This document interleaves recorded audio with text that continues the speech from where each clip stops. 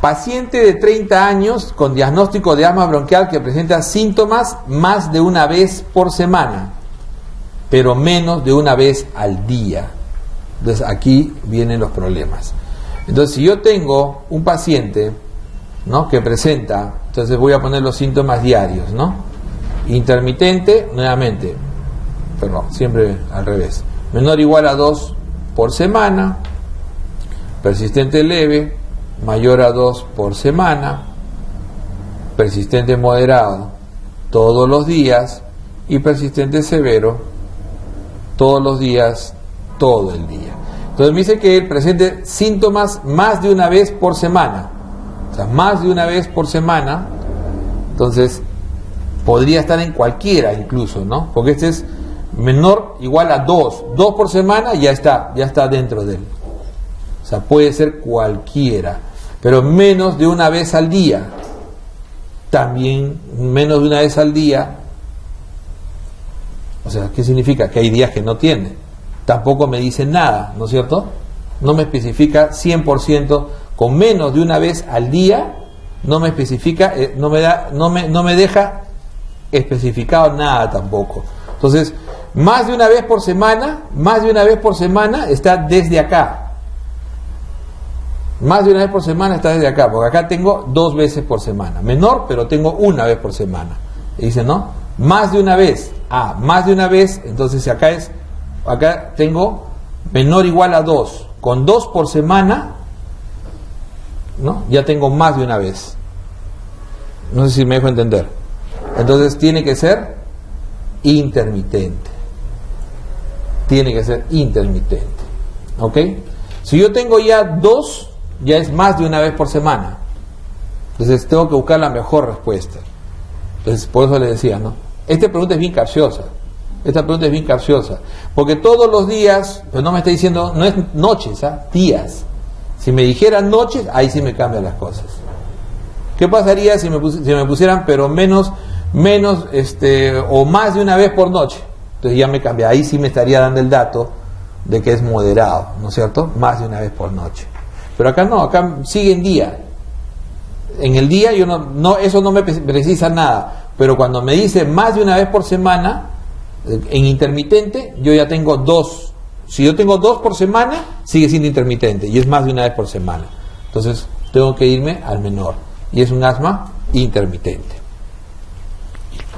En la reacción asmática aguda intervienen los siguientes mediadores, excepto, bueno, este es clásico, ¿no? Neuropéptidos, porque los leucotrienos, óxido nítrico que broncodilata, histamina y prostaglandinas son mediadores del asma bronquial. La mayor cantidad de aire que puede expirarse después de un esfuerzo inspiratorio máximo se llama, entonces es lo que habíamos hecho ya el cuadrito, ¿ya? O sea, yo ya les he hecho el cuadrito, entonces acuérdense, entonces si yo tengo, dice, la mayor cantidad de aire que puede expirarse después de un esfuerzo máximo, eso es esto, ¿no? Habíamos dicho así, máximo, lo max que puedes inspirar, entonces es la suma de los 3 volúmenes: volumen de reserva inspiratorio, volumen de aire corriente y volumen de reserva expiratorio. Eso se llama capacidad vital. La capacidad vital, el otro concepto, es todo el aire que uno puede movilizar. Eso lo han preguntado en muchas partes del mundo, ¿no? Bueno, ¿cuál es todo el aire que un ser humano puede movilizar? Capacidad vital. Todo el aire que uno puede mover, capacidad vital. La suma de los volúmenes que uno puede movilizar, capacidad vital. Y esta es otra manera, ¿no? Si uno hace una inspiración profunda, ¿no? Después una inspiración profunda, después hace la expiración máxima, voy a tener capacidad vital como medida. Y si esta es en función del tiempo, será capacidad vital forzada. Pero no es ¿por qué no es capacidad vital forzada? Dicho sea de paso que no está la respuesta. Pero si a mí me pusieran para fastidiar acá como respuesta capacidad vital forzada, tendría dudas, ¿sí o no? Pero capacidad vital forzada es en función del tiempo. Es en función del tiempo. Si la frecuencia respiratoria es de 12 respiraciones por minuto, ¿no? Y el volumen de aire corriente es, ¿no?, 500 mililitros, quieren saber en litros, entonces este es 0.5, ¿no es cierto? Esto en litros es 0.5. 500 es 0.5 litros. Por 12, 6 litros por minuto. ¿Cuál es el receptor que detecta principalmente los cambios bruscos de PaCO2? Entonces, yo tengo los receptores, o sea, el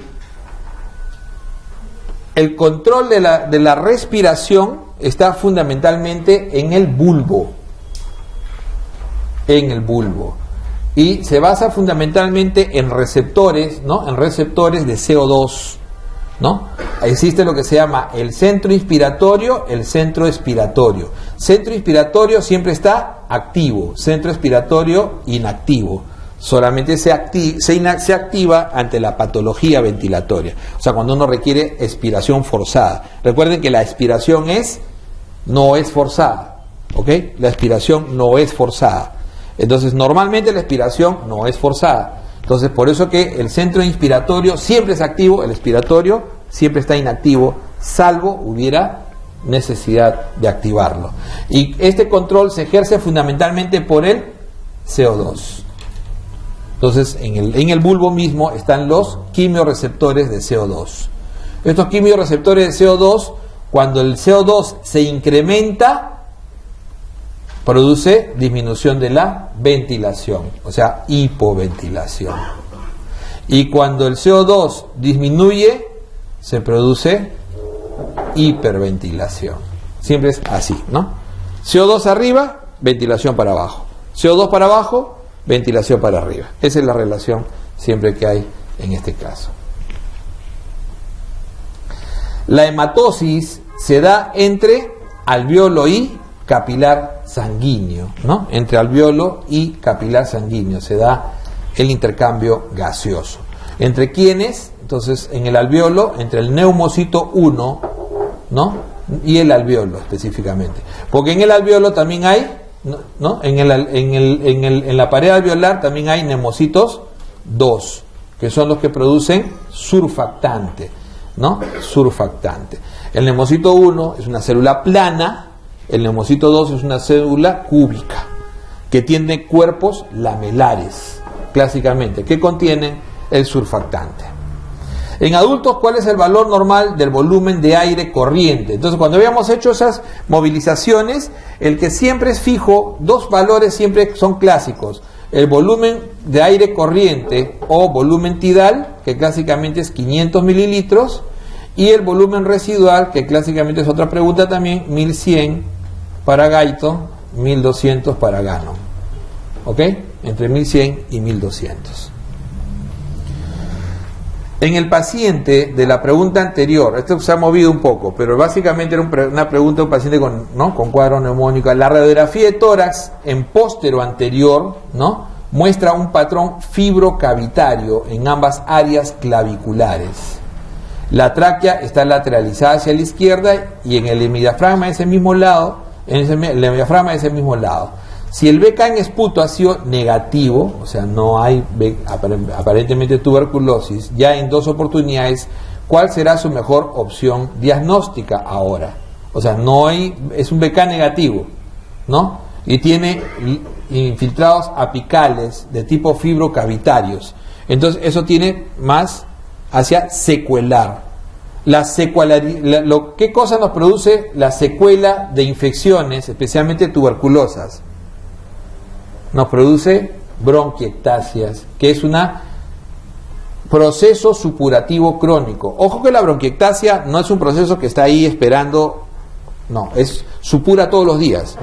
La bronquiectasia es un proceso supurativo crónico, o sea, constantemente produce moco. ¿No? Entonces, por eso es que tiene la llamada toilette matutina, que es el incremento del volumen de la secreción en las mañanas. El paciente se despierta y suele tener un esputo todas las mañanas incrementado, a diferencia de otros pacientes. ¿Ok? Entonces, ¿cuáles son las dos complicaciones clásicas de la bronquiectasia? La infección y la hemoptisis, como que es hoy en día la primera causa de hemoptisis en el país, ¿no? ¿Cuáles las bronquiectasias más frecuentes? Son postinfecciosas y idiopáticas, ¿ok? Las postinfecciosas en el Perú, a la cabeza, secuela de tuberculosis, ¿ok? Entonces, bronquiectasias sobreinfectadas o infectadas. ¿Cuál de las siguientes patologías se asocia con mayor frecuencia? Esto es básicamente, pero ojo que las bronquiectasias, solamente para no dejar el tema libre, bronquiectasias es una patología secuelar o idiopática, fundamentalmente posinfecciosa, ¿no? Y es lo que se considera una patología supurativa crónica. Patología supurativa crónica. El diagnóstico de la bronquiectasia pasa siempre por la tomografía. No es posible diagnosticarlo en una radiografía común, ¿ok? Siempre el diagnóstico es tomográfico. Y son de dos tipos, focalizadas o difusas. Y esto es importante, ¿por qué? Porque las focalizadas tienen mejor pronóstico. Acuérdense que ¿cuál es una complicación grave de las bronquiectasias? La hemoptisis. Y cuando la hemoptisis es recurrente o incoercible, requiere muchas veces la extracción quirúrgica del pulmón. Y entonces es más fácil hacerlo cuando es focalizado. Por ejemplo, uno puede embolizar, en una hemoptisis masiva, uno puede embolizar o puede llevarlo al paciente a una lobectomía, siempre y cuando esté focalizado. Pero si las bronquiectasias están difusas, uno no le puede sacar los dos pulmones, ¿sí o no? Imposible. Entonces uno puede tratar de embolizar algunas áreas, pero no va a ser el tratamiento. Por eso que las focalizadas son mejor manejables que las difusas. Las bronquiectasias son dilataciones distales de los bronquios, no de los bronquiolos, de los bronquios, ¿no? Menores de un centímetro y que suelen ser, ¿no?, lesiones, como les decía, supurativas crónicas. Su clínica clásica es la tos, ¿no? La tos productiva crónica, o sea, la tos crónica, ¿no? Tos crónica en un paciente no fumador. Porque la tos crónica, o sea, tos mayor de 3 meses, en un fumador, la primera posibilidad diagnóstica es bronquitis crónica. Si ahí me dice tos crónica en un paciente fumador, o sea, tos mayor de 3 meses, es primera posibilidad, bronquitis crónica. Tos crónica en un paciente no fumador, primera posibilidad, bronquiectasias. ¿Ok? Bronquiectasias sí produce dedo en palillo en tambor. ¿Ok? O sea, bronquiectasias sí produce dedo en palillo en tambor, mientras que el EPOC no, la bronquitis crónica no. Es también una diferencia importante. Entonces, clínicamente, estos pacientes, sus bronquiectásicos, su complicación más frecuente es la infección, bronquiectasias infectadas y el compromiso neumónico como extensión de la infección. Y la otra complicación frecuente es la hemorragia, hemoptisis, que pueden ser de diferentes grados, ¿no? Pueden ser leves, pueden ser recurrentes y pueden ser incoercibles. Y el tratamiento de elección en la parte antibiótica siempre debe coberturar anaerobios. Siempre debe coberturar anaerobios, por eso que siempre se suele asociar ceftriaxona a clindamicina, se le suele asociar clindamicina. Mientras que tienen otra complicación muy frecuente, que es la colonización con pseudomona y estafilococo, pero más con pseudomona. Bronquiectasias, ¿con qué bacteria se suele colonizar? Una pregunta clásica, con pseudomona. Se coloniza con mucha facilidad con pseudomona, en el cuyo caso el tratamiento de elección será piperacilina tazobactam, ¿ok? Piperacilina tazobactam. Entonces, cuando hay hemoptisis, el tratamiento clásico es antibiótico terapia codeína y tranexámico. Si no cede, es la embolización. Y si no cede, ya es quirúrgico. ¿Cuál de las siguientes patologías se asocia con mayor frecuencia a cáncer pulmonar? Entonces, el cáncer de pulmón, primario de pulmón, es el llamado cáncer broncogénico. Hay cáncer de pulmón no primario, claro, metastásico. Claro, todo sistema tiene las dos posibilidades, ¿no? Por ejemplo, ¿qué es lo más frecuente en pulmón? Broncogénico. ¿Qué es lo más frecuente en cerebro? Metastásico. ¿Se dan cuenta? ¿Qué es lo más frecuente? No es primario. En sistema nervioso central, el cáncer más frecuente, la neoplasia, el tumor más frecuente es metastásico, no los primarios. En cambio, en pulmón, en primer lugar es el broncogénico. ¿Ok? Y entonces, el cáncer de pulmón broncogénico puede ser no microcítico o puede ser microcítico, o también llamado small cell, y este es el llamado no small cell, ¿ok? Entonces este es el 85%, este es el 15%. Este cáncer no microcítico o no small cell, clásicamente acá está el de mayor frecuencia, que es el adenocarcinoma. El adenocarcinoma es el clásico, el menos relacionado a tabaco. Es el más frecuente en mujeres no fumadoras y periférico. Eso quiere decir masa periférica, masa que está más hacia la pleura que hacia el centro, ¿ok? Mientras que el más clásico, que era el más frecuente en la antigüedad, hace más de 25 años, eso cambió hace como 25 años, es el epidermoide, o escamoso, epidermoide o escamoso, ¿no?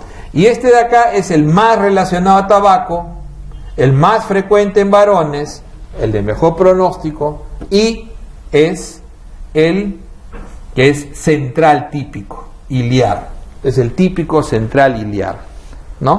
Que en muchos casos puede crecer del ilio hacia el ápice y formar un tumor tipo Pancoast, ¿ok? O sea, puede ir del ilio hacia el ápice y formar el típico Pancoast también, ¿no? Pero es el clásico que crece iliar, el central. Y hay otro que es el anaplásico, que es de células gigantes, que es raro, menos del 3%. Mientras que el microcítico, este es típico, lo vamos a ver en un momento, el microcítico o de células pequeñas, ¿ok? Que tiene una variante llamada células en avena, que no es sinónimo. Células en avena es una variante de células pequeñas, ¿ok? No es que todas las células pequeñas son células en avena. Células en avena es una variante dentro de las células pequeñas, y este es también tiende a ser central, y es típicamente metastásico, mal pronóstico, y por lo general ya se diagnostica no quirúrgico, porque se suele diagnosticar en estadios muy avanzados. Entonces el cáncer de pulmón, en primer lugar, se asocia a ¿qué? Tabaco, en primer lugar. En segundo lugar, en el mundo está asociado a radón, a la exposición a radón, que generalmente la exposición a radón es ambiental. Acá no se ha medido en el Perú. La intensidad del radón en el medio ambiente, que se mide por ciudades, por áreas, ¿ok? Y en tercer lugar está asociado a la asbestosis crónica, que es un tipo de neumoconiosis. La asbestosis crónica se asocia al incremento de epidermoide. La asbestosis crónica, neumoconiosis. Un varón que fuma 15 cigarrillos al día desde los 25 años de edad hace un mes presenta expectoración hemoptoica escasa. Radiografía de tórax, nódulo paratraqueal derecho de 3 centímetros. Biopsia por broncoscopía, cáncer broncogénico. Claro, si la pregunta me la cambiaran, me podrían cambiar en lugar de esto y me podrían decir, ¿de qué más sospecho? Si lo dejáramos ahí, sospecho más de un epidermoide, ¿no es cierto? Central, fumador, varón, más de un epidermoide, ¿ok?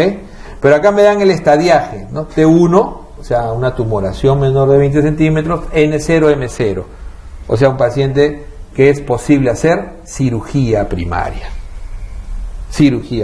un estadio A. O sea, solamente estos pacientes son los que pueden ir a cirugía inicial. Después los que ya tienen, ¿no? Los que generalmente tienen ya un T2 o ya tienen un NU, ya tienen ya son estadios B. Generalmente estos son pacientes que van primero a quimio-radio y después a cirugía. Y los que nunca van a cirugía, no pueden ir a cirugía, son los estadios 3B para adelante. Los 3B para adelante no van, y los 3A casi nunca. Probablemente no. O sea, muy pocos pueden ir. ¿No? Muy pocos. Pero los 3B no van a ir nunca, a partir de un estadio 3B. Entonces, los estadios iniciales La gran mayoría de los pacientes son radio, quimio y cirugía. Pero justamente los estadios iniciales, el in situ y el T1, son los que pueden ir a cirugía de inicio, primera cirugía. Pero como digo, aprovechemos la pregunta, me la pueden cambiar, no me ponen tratamiento y me ponen solamente de qué sospecha. Sospecharíamos de un epidermoide o escamoso. ¿Cuál de las siguientes patologías es la causa más frecuente del síndrome de vena cava superior? Entonces, el síndrome de vena cava superior es la compresión tumoral del drenaje de la vena cava superior, ¿no? O sea, es ¿y qué va a provocar por lo general, ¿no? Edema en esclavina, ¿no? Sufusión, que es un síndrome, además de dolor, ¿no? Dolor, sufusión, circulación colateral, y se considera una emergencia, ¿no? Una emergencia en sí. Entonces, el síndrome de vena cava superior, la primera causa obviamente es cáncer de pulmón, ¿no? El cáncer broncogénico. La segunda causa es el linfoma. Dentro de los cánceres broncogénicos puede ser incluso el tumor de Pancoast, que no es lo mismo.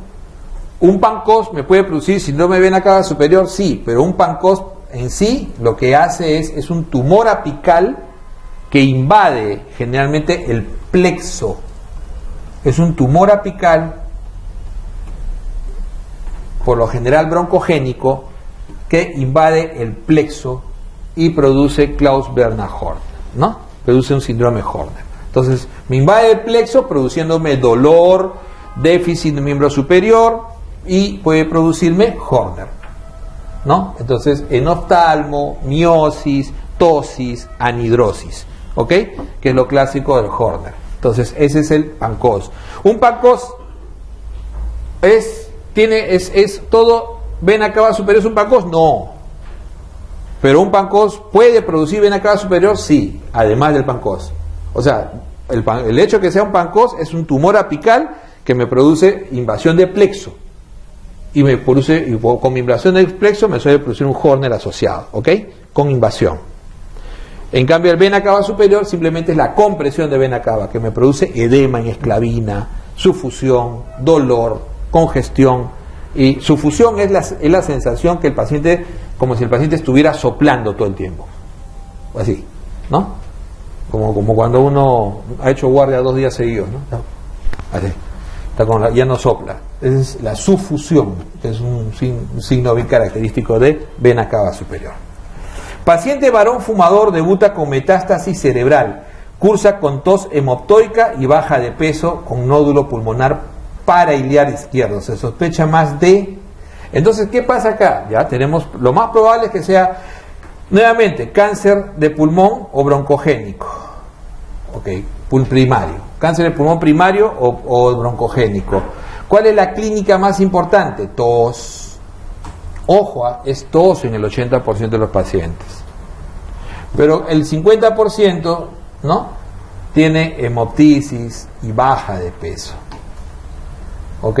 Hemoptisis y baja de peso. Mientras que nódulo, la presencia de nódulo es menos del 30%. O sea, pero si a mí me hicieran la pregunta, ¿cuál es el síntoma más frecuente? Es tos. Ahora, si no me ponen tos, buscaré hemoptisis, buscaré baja de peso, ¿no es cierto? Entonces, tenemos tos hemoptoica, baja de peso, claro. Entonces, ¿qué me va a guiar? Lo más frecuente es el adenocarcinoma, pero este es periférico. Y mujer, descartado. Es varón y menos frecuente. Células gigantes es más raro que juez probo. Escamoso podría ser. Escamoso es un epidermoide. Miren, van ahí o sea, me están duplicando. Claro, epidermoide es más específico. Escamoso, epidermoide en realidad son sinónimos. Pero ¿por qué me inclinaría por células pequeñas? ¿Porque es metastásico o no? Claro. ¿Quién debuta por lo general metastásico? Es como tiroides. Si en tiroides me dicen, ¿quién debuta metastásico? Anaplásico. Anaplásico. ¿Quién debuta metastásico en pulmón? O de mal pronóstico, o no quirúrgico, el células pequeñas, no el small cell o células pequeñas. Acude a consulta un paciente de 60 con antecedentes de tabaquismo, quien en las últimas semanas presenta baja de peso asociado a tos con sangre, hemotisis. El médico quien lo atiende sospecha un proceso expansivo pulmonar, por lo que solicita una radiografía de pulmón, donde evidencia lesión nodular en zona periférica. Claro, varón no será lo más frecuente, pero más frecuente no es lo mismo que, eso es lo que, ¿no? Definitivamente acá, esto de zona periférica. ¿Y por qué le digo? Porque es raro ver un epidermoide, un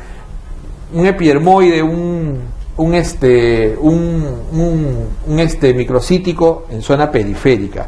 Y por lo general, los de zona periférica, los adenoceas, son por eso la primera causa dentro de los tumores pulmonares que producen metástasis a pleura. Cuando uno habla de metástasis pleural, o sea, un derrame pleural neoplásico, la primera causa es pulmonar, y dentro de ellos adenocear. ¿Y por qué? Porque es el que está periférico, el que está más cercano a la pleura. ¿Ok? En la semiología de la neoplasia pulmonar, ¿cuál de las siguientes manifestaciones clínicas no se presenta? ¿El síndrome de Pankos puede presentar? Claro que sí. Y ese Pankos por lo general va a producir un Horner, ¿no? La ginecomastia está dentro de las paraneoplásicos, que se pueden ver, y obviamente la expectoración hemoptoica es muy característica, y algunos piensan que es lo más frecuente. No, puede ser característico, pero no lo más frecuente. Lo más frecuente es la tos, 80%. Y el Cartagener es un síndrome de cilio inmóvil que produce situs inverso, asociado a situs inverso, a sinusitis, ¿no? Y a bronquiectasias, ¿ok? Es un síndrome de cilio inmóvil.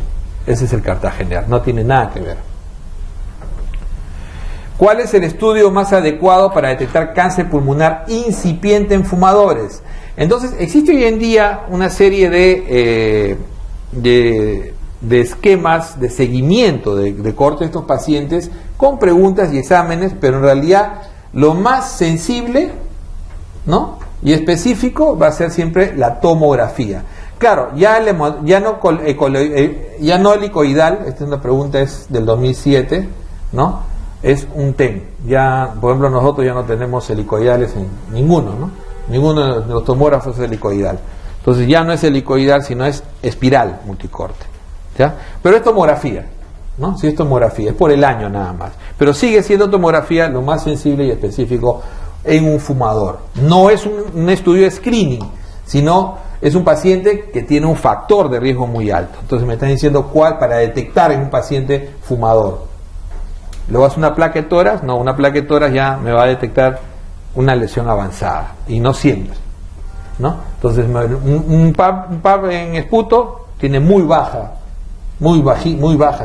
sensibilidad, ¿ok? Muy baja sensibilidad. Entonces es la tomografía.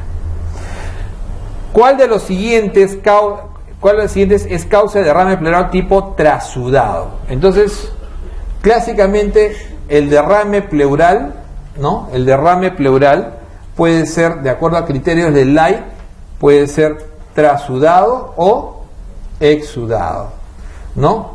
Exudado si tiene una relación de DHL mayor de 0,6 y una relación de proteínas mayor de 0,5, ¿no? O sea, DHL pleural sobre sérico mayor de 0,6, proteína pleural sobre sérico mayor de 0,5. Ok, ese es exudado. Los trasudados más frecuentes es por incremento de la presión hidrostática, esa es la, ¿no? Entonces, esos son clásicamente por insuficiencia cardíaca. Y dentro de la insuficiencia cardíaca, la más frecuente es la insuficiencia ventricular izquierda. ¿Ok? La insuficiencia ventricular izquierda. Que puede ser la única que uno puede no punzar, si está seguro de que es insuficiencia cardíaca, si es simétrico, si es bilateral, si no da fiebre y no da dolor. Entonces uno no lo suele punzar. En segundo lugar está cirrótico. Tampoco no es necesario siempre punzar los cirróticos, salvo que tengan antecedentes neoplásicos o ya sospecha, ¿no? Pero lo que te determina que es cirrótico es que el paciente cirrótico tenga derrame con ascitis. Pero si yo tengo un paciente cirrótico con derrame sin ascitis, Eso no puede ser. O sea, tiene que haber ascitis para que haya derrame pleural, ¿ok? Y tiene que haber hipertensión portal, obviamente. Y la tercera causa es síndrome nefrótico. Mientras que los exudados, siempre acordarse de qué: paraneumónico, tuberculoso y neoplásico. Clásicamente el paraneumónico es de tipo turbio, predominio de polimorfos nucleares, y siempre hay una neumonía típica asociada. Mientras que el tuberculoso suele ser de inicio brusco, pero generalmente de evolución de no menos de 3 semanas, con síntomas clásicos de sudoración nocturna, fiebre, amarillo citrino, mononucleares de preferencia, ADA positivo, ¿no es cierto? Y el neoplásico es el típico hemorrágico. Ok. Paciente con dolor de mitoras derecho, tos seca, disnea, fiebre y el examen físico se encuentra en la mitad inferior de mitoras derecho, matidez, murmullo vesicular abolido. ¿Ok? Tengo matidez con murmullo vesicular. En el cuello se observa desviación de la tráquea hacia la izquierda, ¿no? O sea, hacia el otro lado. En la radiografía de tórax se encuentra radiopacidad en la mitad inferior de mi campo pulmonar derecho. ¿Cuál es el diagnóstico más probable? Es un derrame pleural masivo, ¿no? Que por eso que la tráquea la desplaza hacia el otro lado. El trasudado pleural se produce por, entonces no siempre, pero obviamente, ¿cuál es la causa más frecuente? ICC. Y ese es por aumento de la presión hidrostática, o sea, capilar sistémica.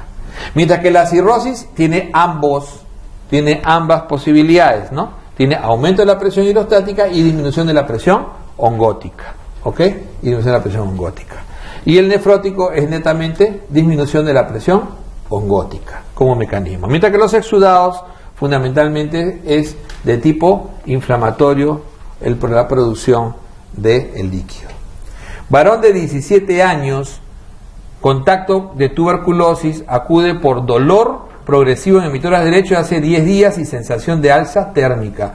Radiografía muestra derrame pleural, el líquido tiene proteína 5 gramos, sobre un sérico de 7, o sea, tiene más de 0,5 y un DHL de 300.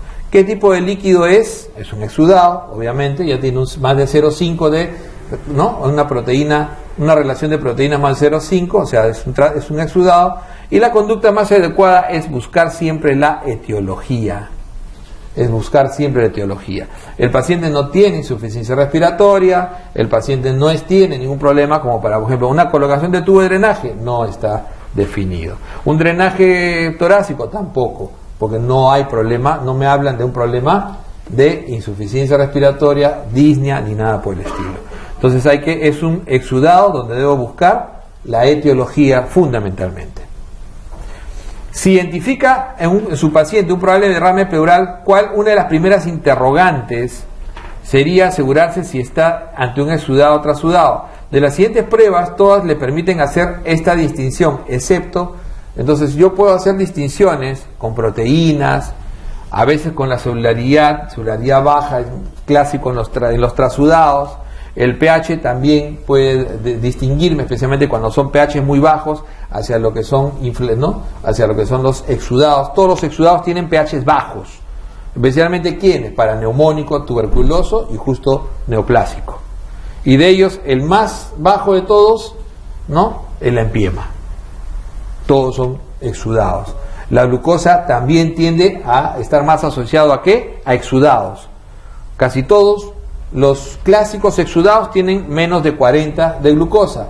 Paraneumónico, tuberculoso y neoplásicos, ¿no? Y neoplásicos y el empiema.